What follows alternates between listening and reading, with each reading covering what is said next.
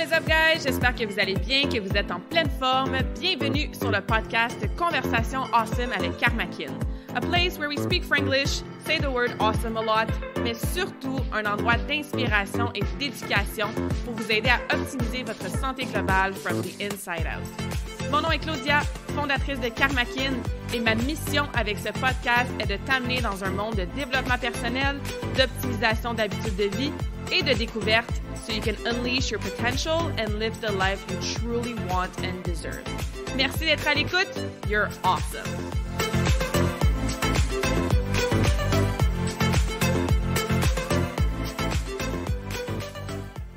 Alright, bienvenue dans cette nouvelle conversation awesome avec Karmakin. Aujourd'hui, j'ai super hâte de te faire découvrir mon invité spécial, Alejandra, ou Alex pour les intimes.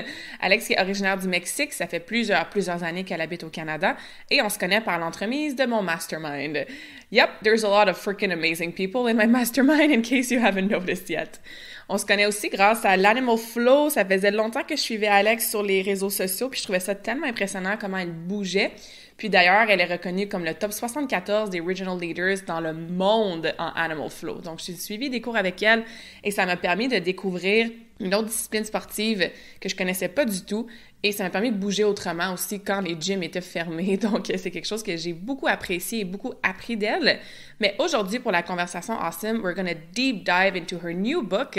Parce que oui, Alejandra est aussi un award-winning author et elle a sorti son premier livre, Energy in Motion, l'année passée, que j'ai déjà lu plusieurs fois. Alors aujourd'hui, on va parler des concepts fascinants dans son livre pour t'aider à step into your subconscious mind, avoir des prises de conscience, apprendre à utiliser tes émotions au quotidien de la bonne façon, te poser des meilleures questions, prendre conscience du vocabulaire, des mots que tu utilises et juste commencer à avoir un journey in your mind, dans ton conscient, dans ton subconscient pour te permettre d'être juste plus épanouie, plus présente, plus toi-même au quotidien.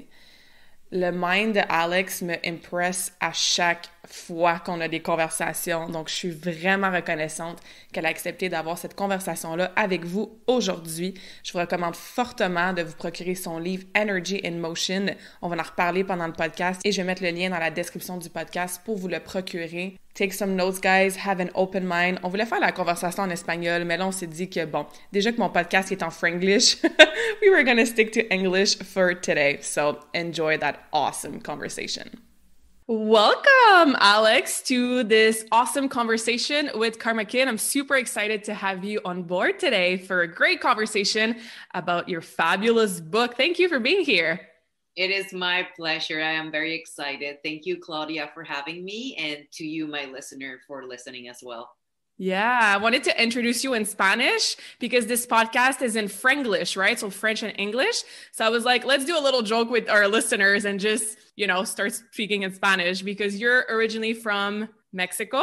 Mexico City. Yes, and we know each other through the mastermind, and you introduced me to Animal Flow, which has been a great practice, and which is also, I guess, a type of energy in motion, which is the title of your book. So let's start with just introducing why energy in motion, what was your purpose behind the book, and what kind of place it took in your personal and professional life. Excellent. Well, it starts at the beginning. Energy in motion is life. Everything that is alive and what you and I are aware in our reality is in constant movement. So even if you are right now staring at the screen in the computer or at the microphone and you think it's not moving, that's an illusion because we are on planet Earth, which is constantly rotating on its own axis and around the sun. And, this whole universe that expands outside of you and I and everyone else in it. However, what is important about energy and motion, it's what it means to you, what it means to me, what it means to you, my listener. The definition is personal. To me, energy in motion is the energy of life. It expresses in my life in everything I do. So as you and I are recording, this conversation, you can see there's a painting behind me. That painting is the result of energy and motion. Mm-hmm. I am here with you to talk about my book. The book on itself, it's energy and motion. And I often joke that it is an entity in and of itself, because Right. once I created it, and in the cover, you can see there's that code of the Fibonacci sequence that expands is the code for motion and growth. And once right now that it's out there in the world, it seems like it has a life of its own, and it's reaching certain people, and it's creating certain conversations that are meant to be sparked. So energy and motion is the manifestation of life to me. Right. So was that one of your main purpose with writing this book, sparkling these awesome conversations and having people really ask themselves, what does energy and motion means to them? Yes, that, and I love that you mentioned purpose, because purpose and mission are two keywords that rule my life. I'm hyper aware of that. So when I think of purpose, I think of the purpose for myself for writing the book and the purpose for my audience, and they are different. So let's start with the purpose for my audience. You, my reader, you, my listener. The purpose is for you to know what I know, because often in the past, people have approached me and they ask me, how are you so happy all the time? Or at least that's what it seems from the outside, right? Yeah, I get that too. Yeah, they see cohesion, they see integrity in the way I speak, in the way I behave, in what I eat. So they know there's something behind, and to them it's a secret. They don't know why I am the way I am. They want to know. And you and I were discussing about, especially right now in the uprise for the need to grow spiritually, emotionally, mentally, to be at cost, to be in control of your life, of your own life. There are journeys of awakening, like bursts of aha moments, things that click and make sense. And all of a sudden people know why they have been behaving their erroneous way, or why they have, let's put it this way, the shitty lives they've had, and they're ready to change. And then no one talks about the journey of integration. Yes. So what happens after you have this aha moment, this spiritual awakening of some sorts, like, oh my God, this is what I've been screwing up in relationships. And then there's a contrast.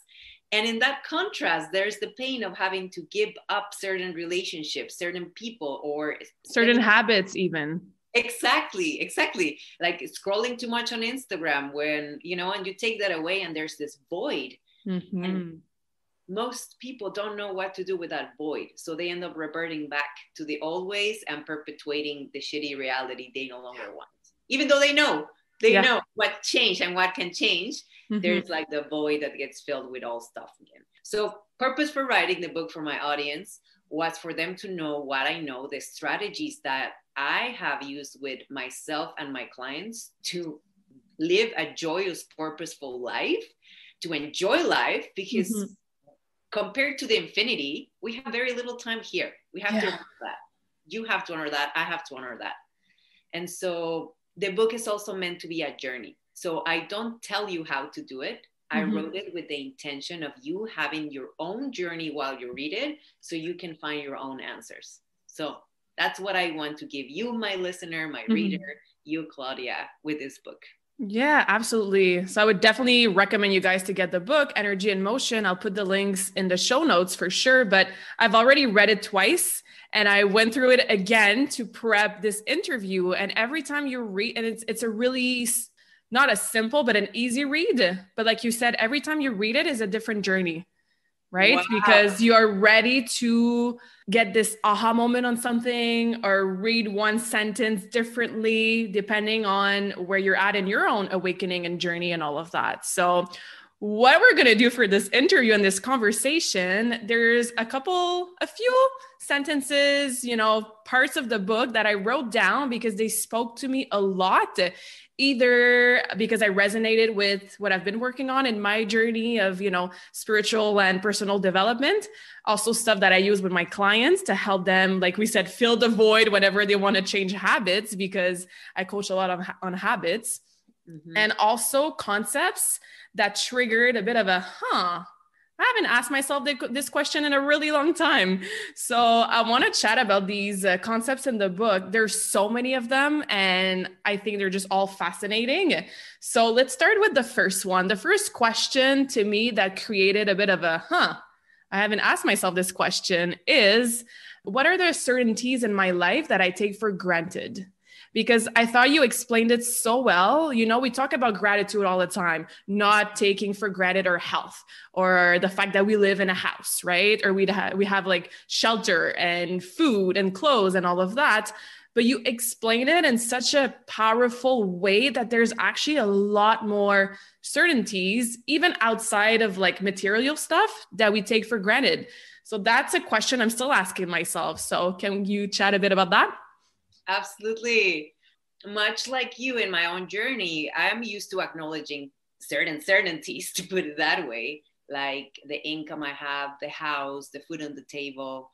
But when I wrote that chapter, I tend to be a very dissociated person, meaning I function outside my body. I don't necessarily feel intense emotions, and it's not good or bad. It simply is. That's how I tend to relate to the world.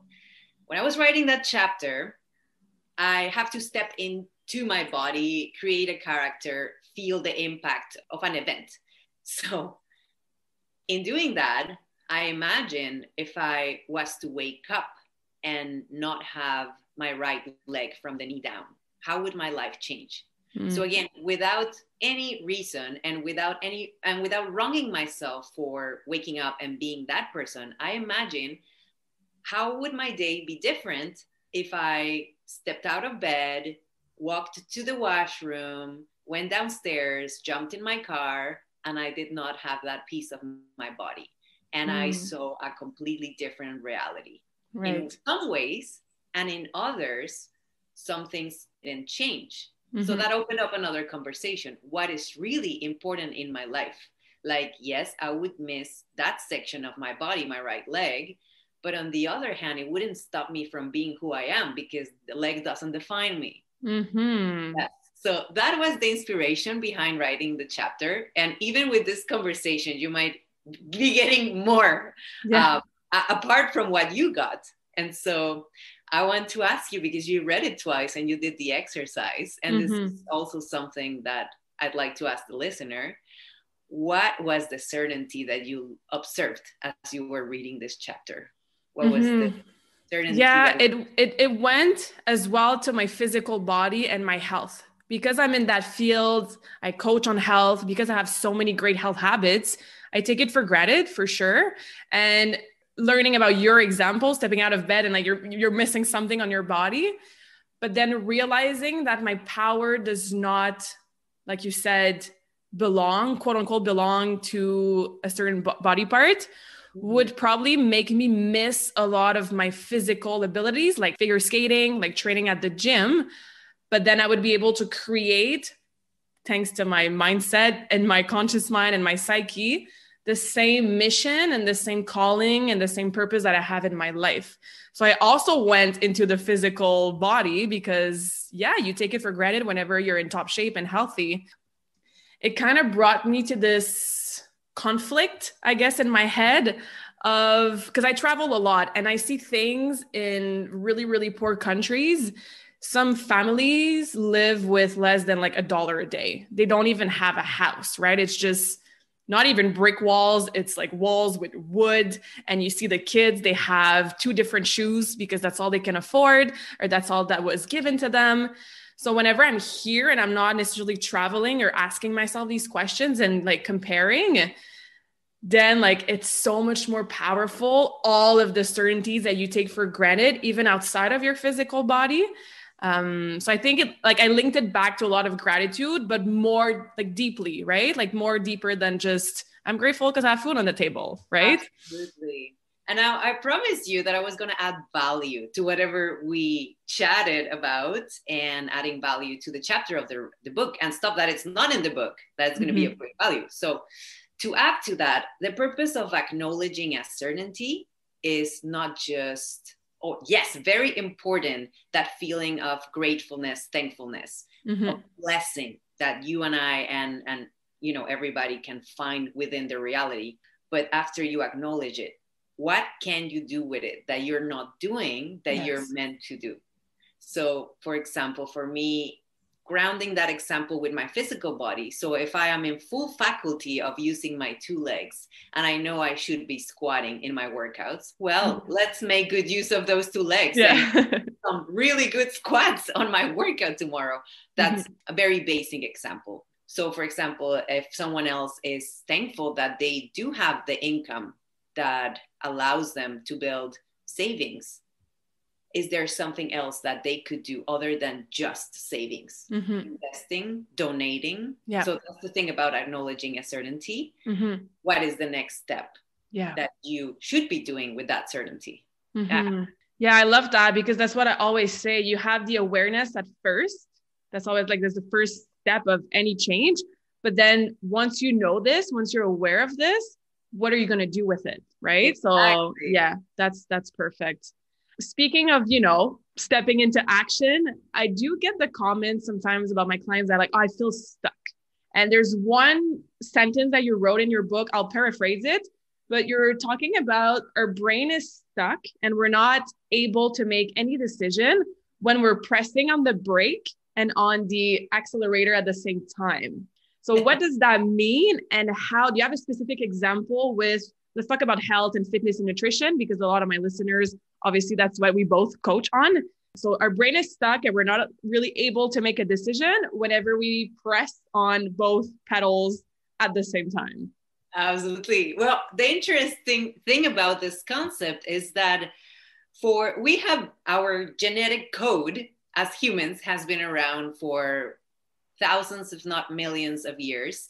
And due to evolution, we have the two parts on the brain, the amygdala, which reacts to fear-based scenarios and says, stop, don't go there. That's the brain, right? Yeah. And we have the prefrontal cortex. So the higher, more cognitive function, imagination, the abstract thought, the part of the brain our listener, uses to set goals, to imagine a different future and therefore feeling the feelings that are going to motivate you to go there. Sometimes, let's say in the areas you and I coach, the client will come to you and they will say, I want to lose 50 pounds. And you, as a great coach that you are, you would dig deeper as to why the motivation behind 50 pounds, because it's not really about the 50 pounds. It never is. Exactly. However, that's the physical reality, the evidence that they have achieved their goal. But what's behind that is, what are they going to feel? What are they going to do with that new version of themselves? There is where the fight starts. The break is saying, that's new territory. That's scary. What does that even look like? So if I was 50 pounds less, what clothes am I going to wear? What places am I going to go? What people are going to be, interacting with me? And what people are going to stop talking to me because I changed? And that happens mostly at the subconscious level, because the amygdala has this, and the fear-based emotions have a collection of stories of where friends have stopped talking to you once you did a little change. Like maybe you bought a new car and someone took it personally, stopped talking to you, right? So that is accumulated and collected in the subconscious. And then on the other side, the accelerator is saying, your life is going to be awesome. You know it. You know it. And so the client doesn't know why, but they feel stuck. Doesn't know why, and they self-sabotage at night. They did an awesome workout with you. They did fabulous all week. And then at night, maybe under the impression that they're treating themselves, it turns into full-out binge mode. And I'm talking about this because I've done it. Yeah, I've done it too. I've done it too. And so digging deeper into why is that happening, let's start by acknowledging that inside of our own brains, our own minds, there's the two, and they're fighting each other all the time. And just knowing that and being like, oh, okay, I can be a little at peace. I'm not going crazy. This is biological, evolutionary fact inside myself. And now I can understand why that's happening. And maybe choose, and you probably read this concept, who to feed. There is a resource, who to feed, the dog or the wolf, right? Where are you going to put your attention? To the wolf that it's willing to fight for its life to go forward, or the dog that feels comfortable in his or her little bed and just stays where they are? Because you know what? Maybe at the end, it is okay to have those extra 50 pounds. And you've been sold on the idea that it's not okay, right? Mm-hmm. Yeah. This is where the why comes in place, right? Yeah. So to know that if it's okay for me to have that extra weight, or if it's not, then you need to ask yourself, why do you want to lose the 50 pounds? And if your reason is yours and it's deep enough and it's attached to an emotion and a desire, how you want to feel, then that's okay. You should follow the wolf, and really press on that pedal. But then if your reason is not actually yours, like you said, you've been sold this idea, then maybe, like you said, the right answer is to acknowledge the dog and then just kind of stay in your comfort zone. So yes, and I'm not saying that the dog is bad. The dog, as a metaphor, has amazing qualities. It's faithful, it's intelligent, it has an incredible capacity for empathy, as where the wolf is colder, more like a sharp killer. So both have great qualities, and it's acknowledging the why. And why you want to be that way. Did the idea come from you? Or is it conflicting and keeping you stuck because it truly didn't come from you? And something inside of you knows that it didn't come from you. So that's why things are not changing. And it's like, once you see it, it's okay that they don't change. You stop wronging yourself. Exactly. I really hope you guys are taking notes, because this is amazing. Speaking of changing, and then setting some goals and reaching some goals, we've talked about growth, obviously, because as Tony Robbins says, happiness equals progress. And as human beings, we're meant to progress. We're meant to evolve. We're meant to grow, on different aspects in our lives. So you talk about in your book, the growth in threes. So ready, willing, able. So what does that mean? And how can we use these three concepts in our life? The inspiration for the title was me sitting and looking at a tree, just thinking of the life of a tree and how it grows. It grows always up, down, and sideways, because over time it will create volume, right, on its trunk. And it grows. It knows no other thing than to grow. Right. Yeah. Have you ever seen a tree that stops growing? Yeah. Nope. Well, I have, but that is when it's boxed in a small. True. Yeah. So in its natural environment, it will continue to feed and grow. And human beings, if we can know that we are in like a tree and we're meant to just continue grow, we will seek that growth and that nurturement. And now let's talk about ready, willing, and able, because they are three meaning key concepts to understand, so that you and I know that I am ready to change, that you are ready to change. So being ready means saying yes to the change that it's being presented to you. If you were to think of an example, either for yourself as a coach or in one of your clients, how can you know you're ready? Okay, here's a good example. You as a coach, how do you know you're ready to accept a client? A client that I'll be working with, that I'll be coaching? Yes. How do you know as a coach you are ready to take them on as a client? It's when I know that I can help them. So that's my first kind of criteria. If a lead or prospect comes to me, we have a conversation, and I know deep in my soul that I can actually help them. That's the first thing, like, okay, I'm ready to take that person on. There's obviously different other stuff that I go through, but if I don't feel like I can actually help this person, or I don't have the resources to help that client, I will send them to somebody else, right? So that's usually my main way of being ready. Yes. And that has to do with able. When you as a coach are able to help a client, you know that it's because you have the time slot or the correct program or correct resource for them. Right? Yeah. So you're ready to take them. Yes, it's an intention. Able to take them because you have the perfect resources that they need and they're a good match, and willing to take them. So willingness to work with them. Like it's a good match both ways. Right. Yeah.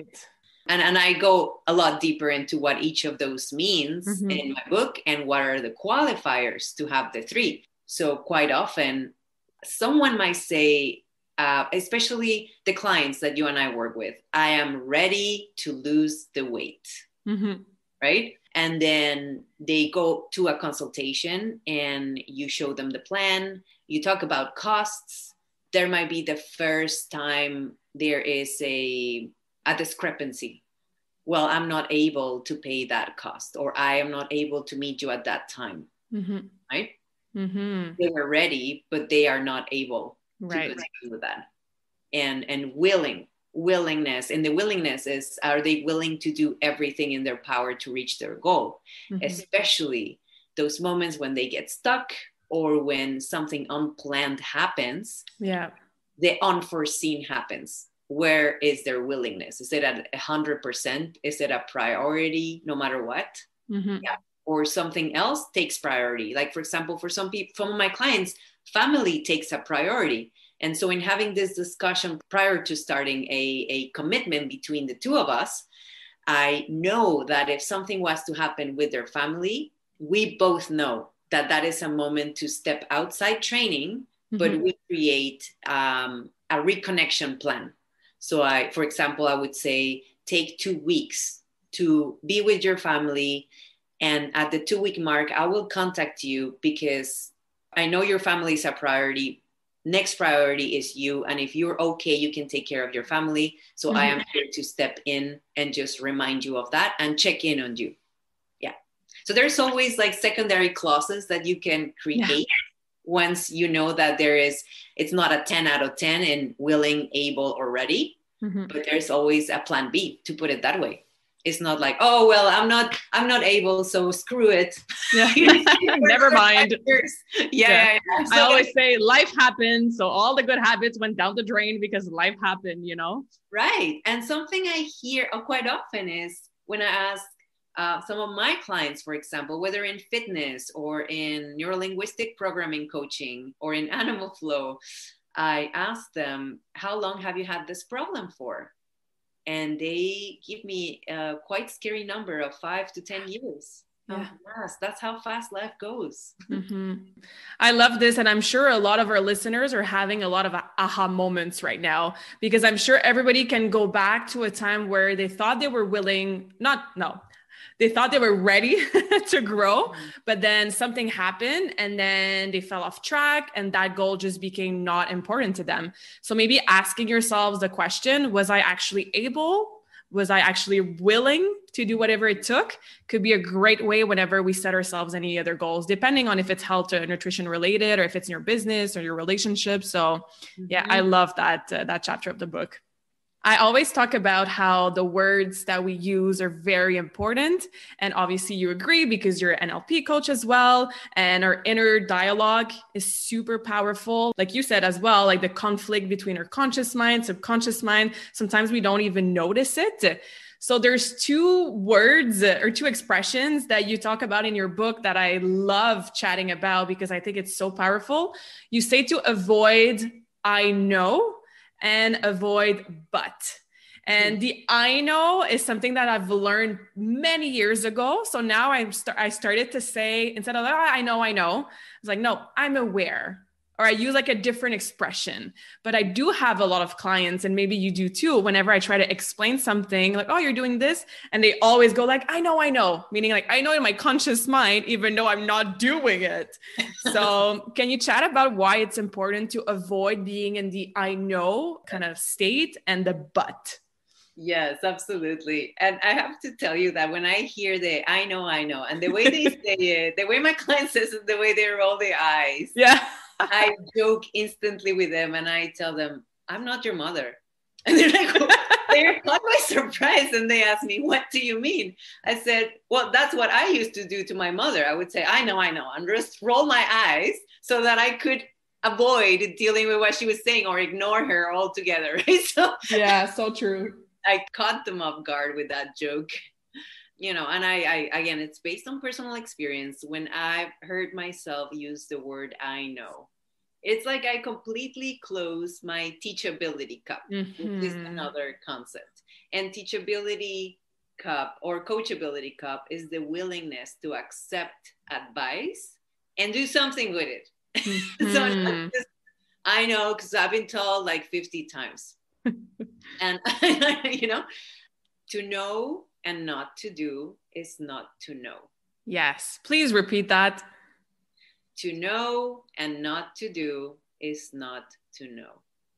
That's so powerful. I might need to repeat it a third time. So with my listener, it can really sink in. To know and not to do is not to know.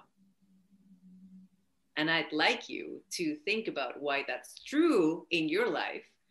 And I'm also going to tell you how I know that it's true in my life. If I say I know that I can be incredibly wealthy, so let's talk about $1 million in my bank account in a year. Well, in investments or wherever it serves a better purpose, but I do not have them in a year, then I truly didn't know.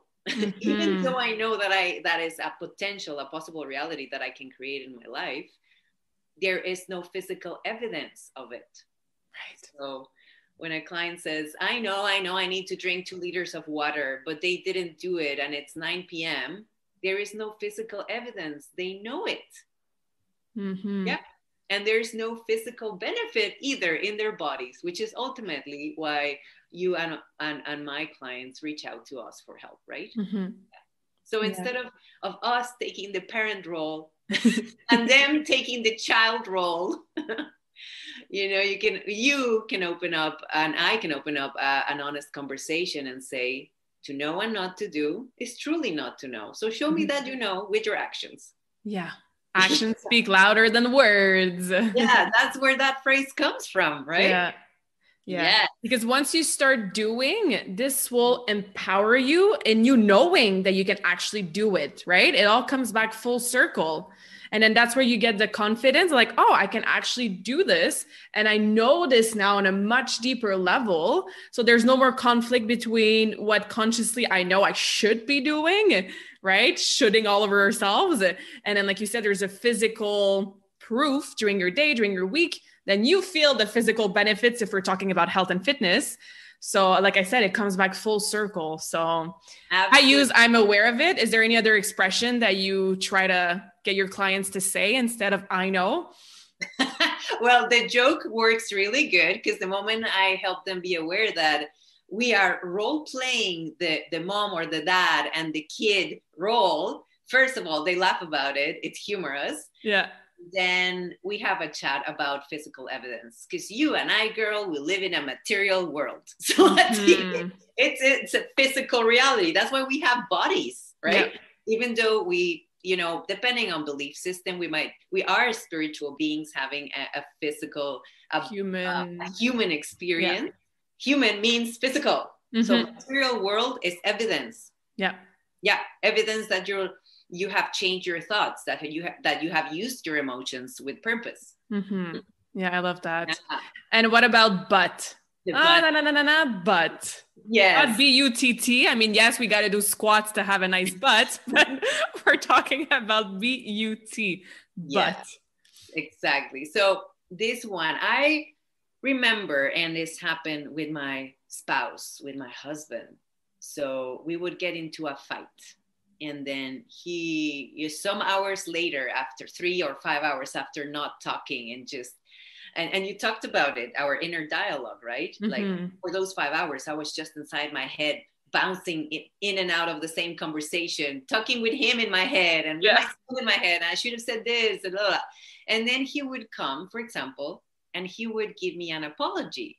And apologies are meant to heal a relationship or a trespass, a perceived trespass that happened, the reason for the fight. Right. And he would give me a nice apology and said something like, I am really sorry for yelling at you in the kitchen. And that was starting to feel nice, like, oh, okay. And then he said the word, but you're always there when I'm trying to cook. And then it was such a contrast. It was like going from the dark color here behind my paint, the light color in my painting of like, oh, he's apologizing, to like, then you're doing all of this wrong. And that's why, blah, blah, blah, blah. So that is where I first became aware of what the but is doing, is erasing all the goodness that he was saying to me. And then came the attack. Yes. Then I started paying attention to how others use the word but in their everyday sentences. Our clients, they would say, yes, I've been doing exercise, but I haven't lost the weight, or, Yeah. but I can't seem to get my nutrition on track. And I noticed that it was the moment the but was used, it almost invalidated or erased the good that they've been doing. Mm-hmm. Amen to that. I do weekly check-ins with my clients, and I always start the first couple questions with some wins. What are the benefits that you felt this week? What are some things that you did that were awesome? So they're telling everything that they did right, that they did well. And then at some point, whenever there's another open questions, like, is there anything you want to add? Any questions for your coach? This is where they go, but I didn't do this. I didn't lose the weight. And I was like, you just told me 20 amazing things that you did in your week, but just by saying one or two things that were not perfect or optimal, or that you didn't really succeed, quote unquote, at during the week, you're focusing on that, on the negative, and it just kind of cancels out everything else you've done. That's amazing. So I started to get my clients to notice and be aware of that pattern, right? I was like, just reread your check-in, reread how you answer your questions. So yeah, I love that. It's such a great example. Yeah, the moment they shift their attention to what comes after the but, which is the stuff they don't want in their lives, they're still giving their attention to that, therefore perpetuating it somehow, even in conversation, right?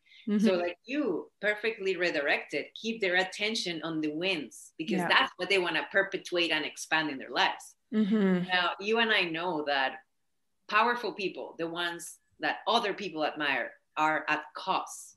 They take full ownership for what they have created and they have in their lives, including sometimes, well, not sometimes, I have to say powerful people even take ownership for accidents that seem that there was no way that they could have created that. But I have spoken to powerful people that say, yes, I created that. And they can tap into the why. Yeah. What comes after the but is being at effect.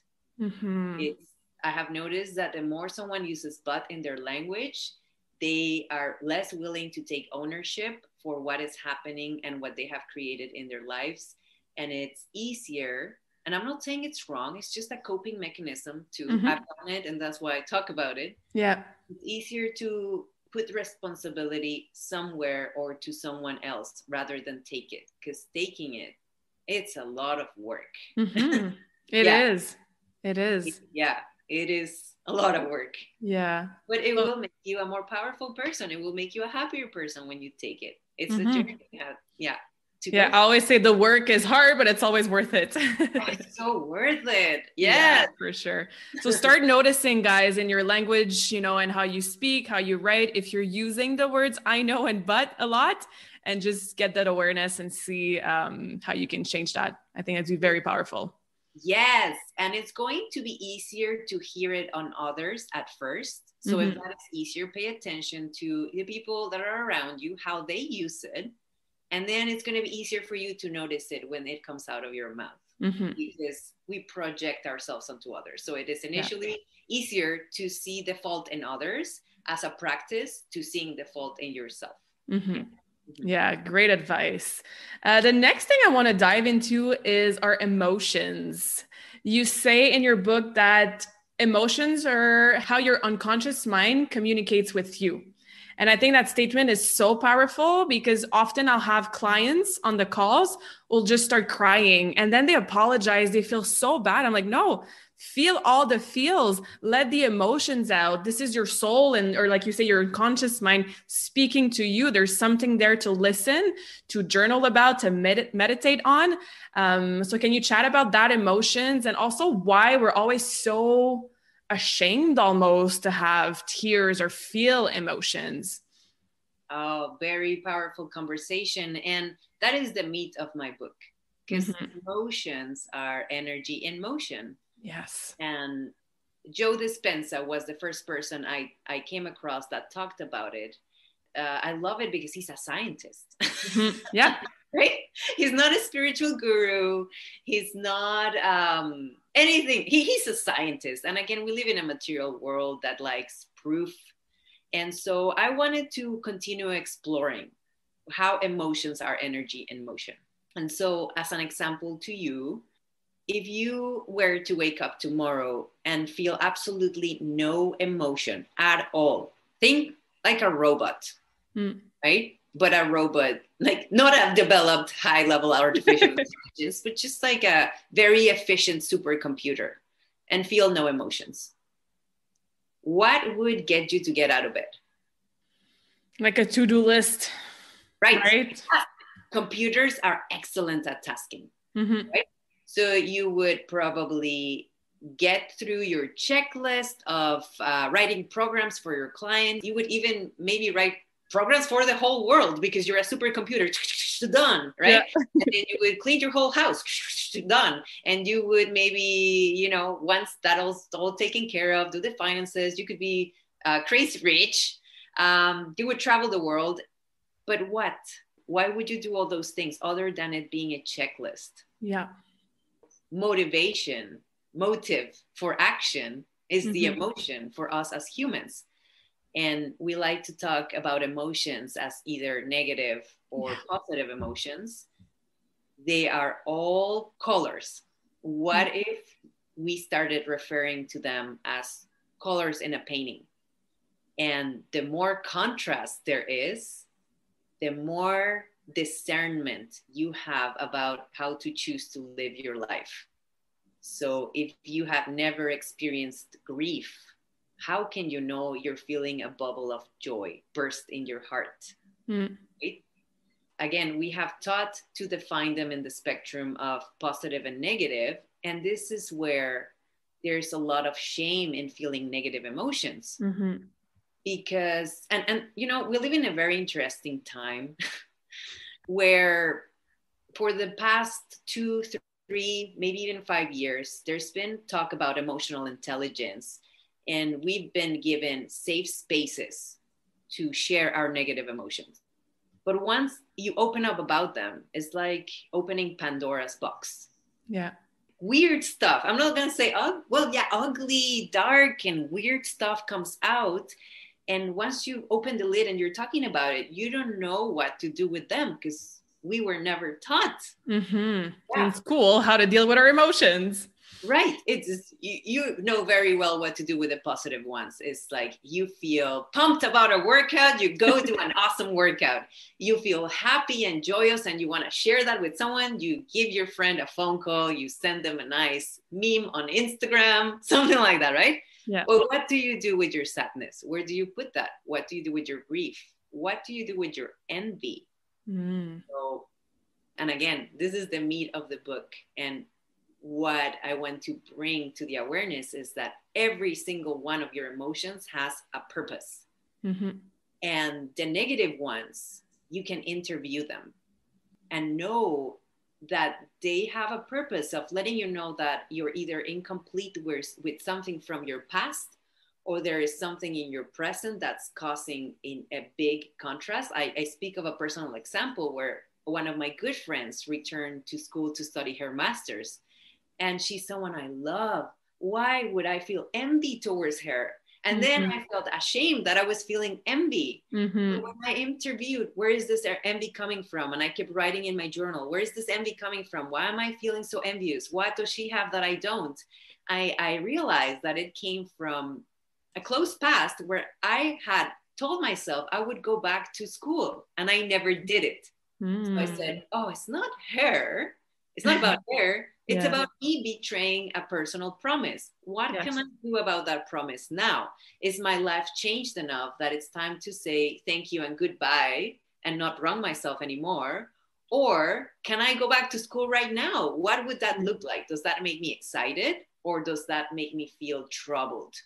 Right. And then explore, right? If there's excitement, maybe that is a new possible future I can create for myself. If I feel troubled, why am I feeling trouble? Is it because of my age, or is it because that I'm not truly meant to do that anymore? I just was under the illusion I was. So, and that's where the self-interview can get quite complex. And most often people don't know how to dig deep on that. And the resources I am creating on my website are to assist you with those interviews to your demons, your negative emotions. I'll teach you how to sit down and have coffee with them and enjoy a nice chat with your negative emotions. Yeah, that's so important, because I feel one of the reasons why we don't questions our emotions, especially the quote unquote negative ones, a lot of people are scared to find out what's going to come up. A lot of people live in a superficial kind of layer, like everything's good, I'm fine, all is well, and they will suppress any emotions. So just allowing space to journal and ask these questions, where does this envy come from? Where does this envy come from? A lot of people are actually scared to see what demon is going to come up. Am I going to have to make a big change in my life because I'll realize that, you know, my unconscious mind has been telling me this forever and I'm too scared to make the decision. So it can be, like you said, we're not taught this in school. So it can be challenging and stressful and scary for people to deep dive into our emotions. I was certainly that way until I was about 24 years old. I would never ask myself deeply how I was feeling, if I was really, truly happy. I was just checking the list, living a very high overachievement, busy life. I thought I had it all figured out until I went to Australia. And I was facing my emotions and myself, and I had to be vulnerable because I was alone on the other side of the world.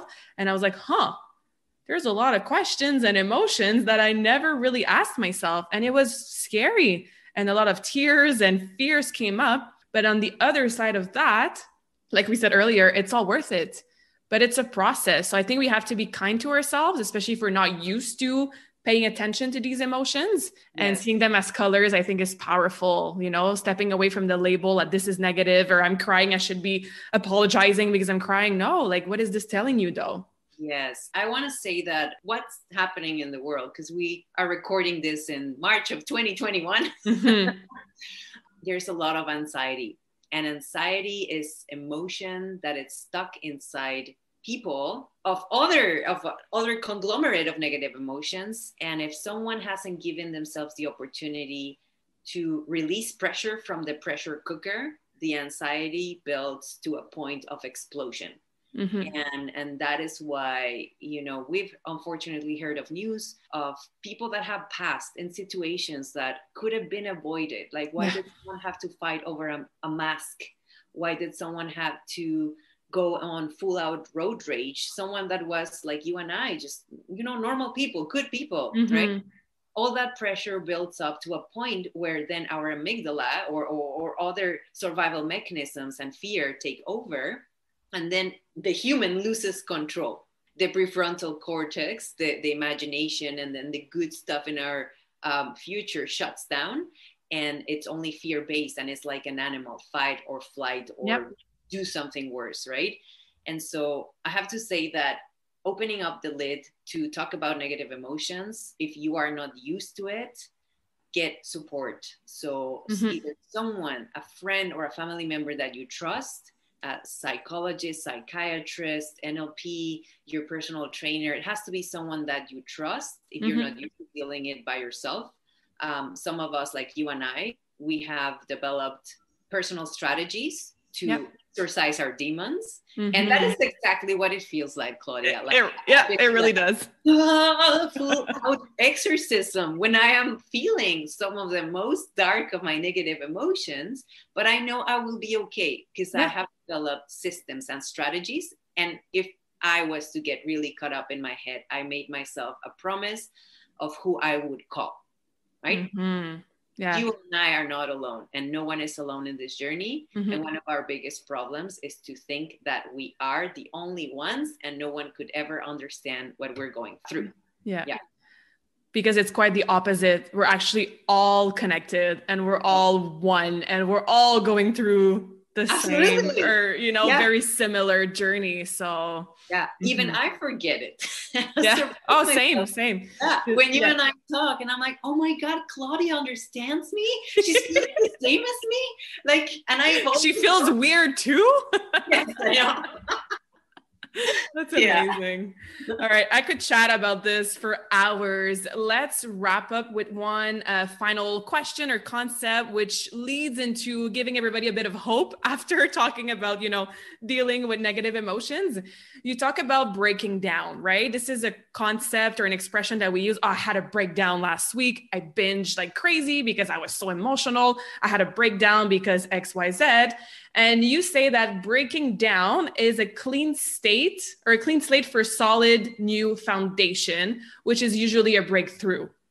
Yes. Right? So breakdown usually precedes a breakthrough. And sometimes we don't want to stay in the breakdown, or we, like we just talked about, have a lot of negative emotions surrounding, like, oh my God, what am I going to do? I'm a failure. I'm breaking down. There's no hope. So can you talk about why this should not be seen as the most horrible thing in our life?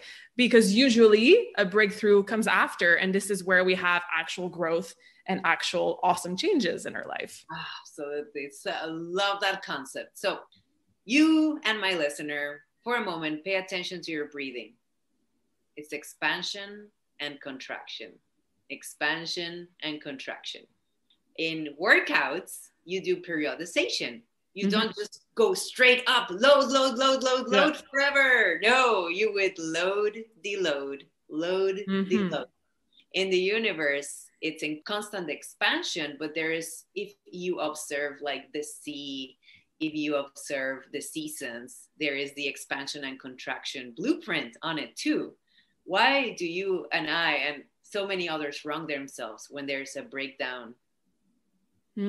Breakthrough follows. It's the breathing tempo, breakdown, breakthrough. And so I often think of, just as a metaphor, how can you build a solid house or a solid skyscraper if you're trying to build it upon a house that is already falling apart?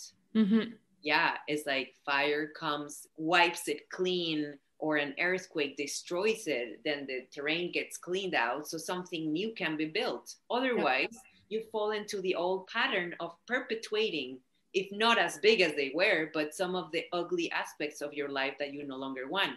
So next time you are in a breakdown, notice the type of questions you ask yourself. If everything was going happy, you wouldn't even consider other options, other people, other resources, new books, like my book, right?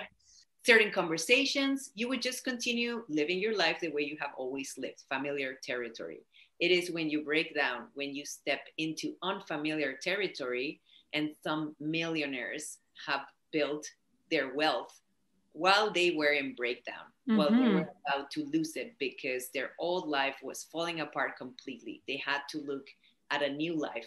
Otherwise, there wouldn't be life, right? And yeah, that's another unfortunate, when someone does not acknowledge that, even though sometimes it's about hitting rock bottom, sometimes it's about swimming in the dark for a while, but know that it doesn't stay like that. Change is a certainty.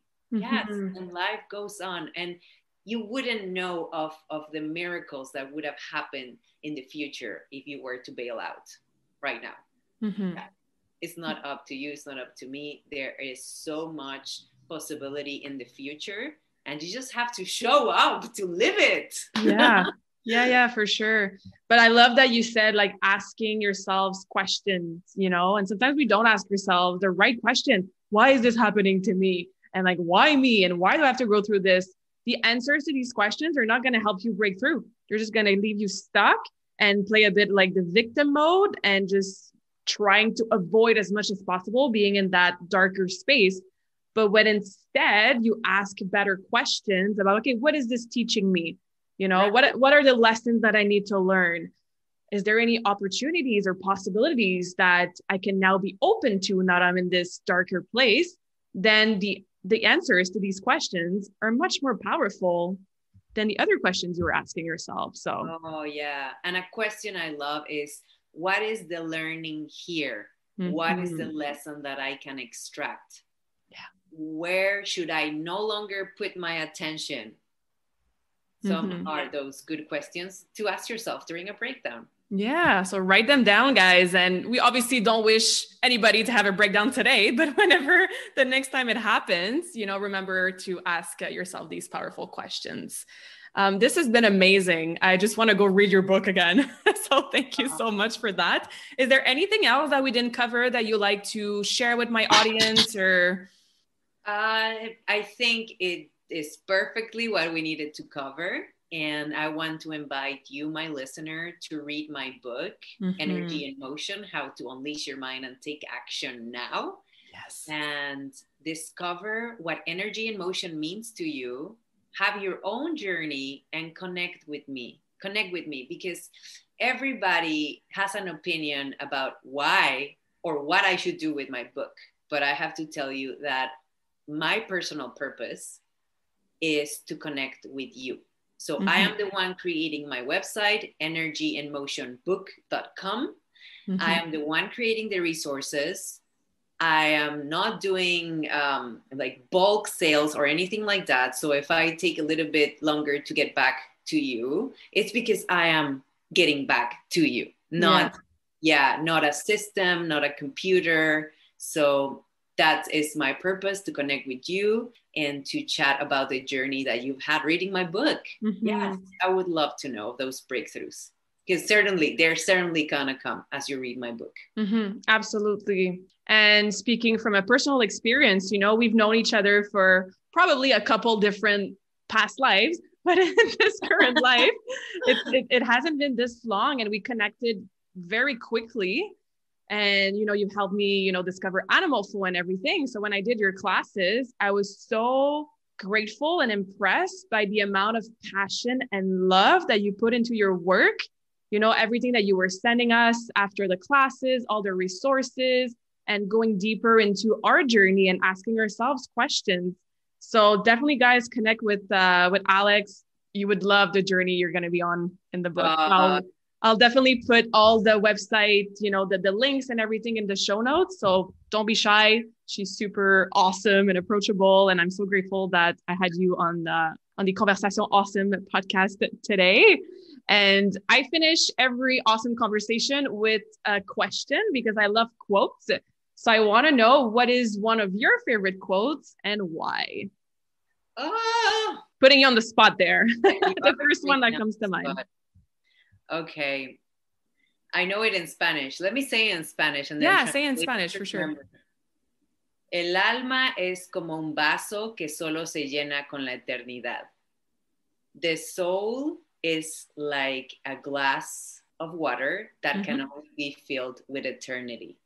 Wow. That is powerful. I've never heard that one. I believe the author is Amado Nervo, and is a Mexican poet. If I am not mistaken, I could be.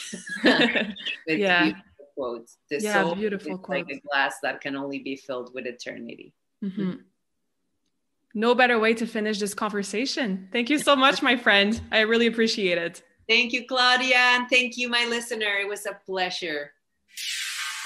J'espère que cette conversation awesome t'a inspiré. Et d'ailleurs, I would love to hear back from you.